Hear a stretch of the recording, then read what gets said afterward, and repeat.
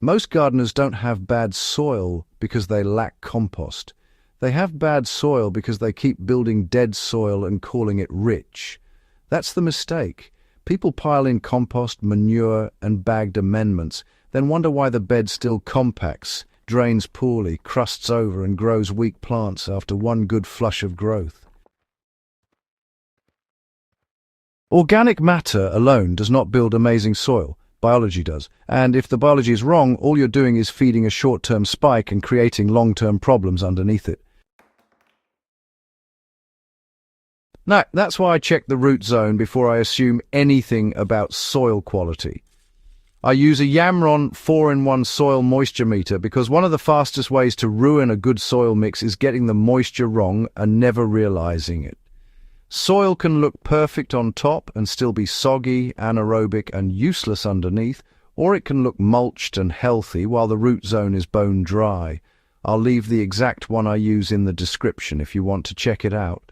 It's one of the easiest ways to catch the kind of root zone mistakes people keep blaming on nutrients. The clever way smart gardeners make amazing soil is not by buying more ingredients. It's by building a soil system that keeps structure, feeds microbes, holds moisture properly, and cycles nutrients without collapsing every few weeks. That means you stop thinking in terms of what to add and start thinking in terms of what the soil has to do. Good soil has a job. It has to hold water without drowning roots. It has to drain without drying out too fast. It has to store nutrients without locking them up. It has to stay open enough for oxygen, active enough for microbes, and stable enough that roots can keep expanding without hitting a compacted wall halfway down. Most garden soil fails because it does one or two of those things well and honestly fails the rest. This is where most common gardening advice, well, it just falls apart. People are told to just add compost, like compost solves everything. It doesn't. Compost is useful, but compost is not a complete soil strategy. Too much compost in raised beds creates soft, fluffy soil that looks beautiful for a month and then, collapses, compacts, and holds water like a sponge in all the wrong ways. You get surface growth, shallow roots, fungus pressure, and nutrient instability. That is not amazing soil. That is expensive instability. What actually works is building soil in layers of function, not layers of ingredients. The goal is not rich-looking soil. The goal is stable, biologically active, structurally resilient soil that gets better instead of worse after every season. So this all starts with mineral structure, and honestly, this is the part most gardeners completely ignore. Compost feeds biology, sure, but minerals, well, they actually build the framework. If your soil doesn't have a stable mineral base, all the organic matter in the world just turns into a soft, collapsing mess. In my raised beds, I really want a mix that acts like field soil, not just some potting mix. That means roughly 1/3 mineral base, 1/3 organic matter, and 1/3 pore space and, aggregation support. For most raised beds, that basically means screen topsoil as the backbone, finished compost as the biological feedstock, and a structural material to prevent collapse. That structural bit can be coarse sand in heavier mixes, aged leaf mold in lighter systems, or even fine shredded wood chips in moderation, if and only if you really understand how carbon behaves. But not fresh wood. Fresh wood actually steals nitrogen and honestly causes more confusion than it solves. This is one of those shortcuts that sounds clever online but just performs badly in real beds. The reason this all works is actually pretty simple. Topsoil gives you mineral density and buffering. Compost brings in microbial life and nutrient cycling, and that structural material keeps the mix open just long enough for roots and biology to organize the soil instead of watching it all collapse after the first couple of waterings. That balance right there is what gives you tilth that actually lasts. And here's where smart gardeners do something most folks skip. They stop feeding the soil constantly and start protecting the structure they've already built. The fastest way to destroy good soil is overworking it.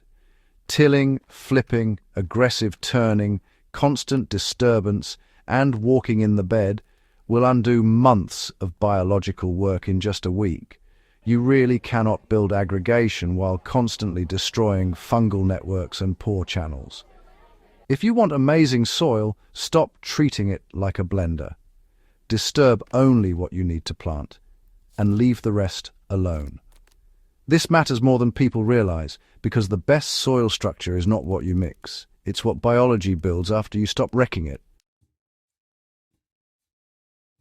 This is also why mulch matters more than, just another bag of fertilizer. Bare soil is exposed soil, and exposed soil is always degrading. The sun bakes the surface, moisture evaporates fast, microbes crash, and the top layer seals over. Then, people water harder, compact it more, and wonder why growth slows. A 2 to 3 inch mulch layer fixes more soil problems than most fertilizer programs. Not because mulch is magic, but because it protects moisture, temperature, and microbial stability long enough for the soil to function the way it should. And no, not all mulch behaves the same. Fine mulch breaks down faster and feeds biology sooner. Coarse mulch protects structure longer, but ties up more surface nitrogen early on. Both work. The mistake is piling mulch against stems, creating wet crowns, and calling the rot a disease problem. It's usually a placement problem. This is where moisture management quietly determines everything. Great soil is not just fertile soil, it's predictable soil.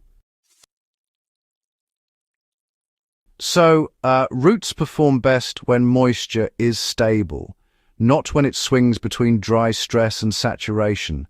That constant swing is what actually causes weak root systems, calcium transport problems, blossom end rot, and nutrient lockout, which a lot of people misdiagnose as deficiency.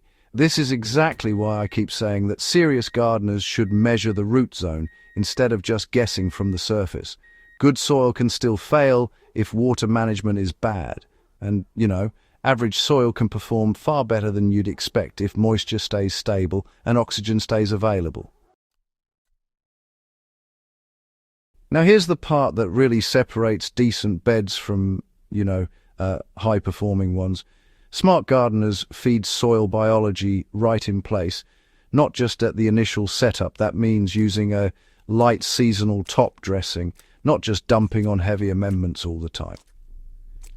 Honestly, a half-inch of finished compost at the right moment does a lot more than burying your beds in organic matter every single month. Worm castings sprinkled around high-demand crops will help way more than just another random fertilizer spike. Light feeding keeps the biology active without, suffocating your soil structure. This is also where I think hydrogrowers can actually learn something pretty useful from soil. Hydroponics is faster, cleaner, and more controlled, sure, but the same principle still applies. Root performance is, everything. Oxygen, moisture balance, nutrient availability, and biological stability still decide how well your plants grow. Soil buffers mistakes a lot better. Hydroponics punishes them much faster. The system changes, but plant biology doesn't. And that's really the reason why smart gardeners end up making better soil than, just about everyone else. They stop chasing ingredients and start managing function. They build for structure first, biology second, and inputs third. That order actually matters. Get it backward and you'll spend the whole season just correcting preventable problems. Amazing soil isn't dark just because it looks healthy. It's healthy because it stays open, active, stable, and biologically alive even under pressure. It keeps working after rain, after heat, after harvest, and after repeated planting. That is the standard, honestly, that serious growers should care about. If your soil only performs right after feeding, it's just not working well enough yet. If it compacts, crusts, swings wildly, or loses performance mid-season, that's not really a fertilizer issue first, it's a soil function issue. And that is the clever part most gardeners actually miss. Amazing soil isn't built by just adding more, it's built by building less aggressively, protecting more carefully, and understanding what roots and microbes really need to keep performing. Learn that, and your beds get easier to manage, cheaper to maintain, and way more productive over time. Subscribe to Farm Logic if you care about practical gardening that actually improves yields, and share this with a gardener who's still trying to fix broken soil with just another bag of compost.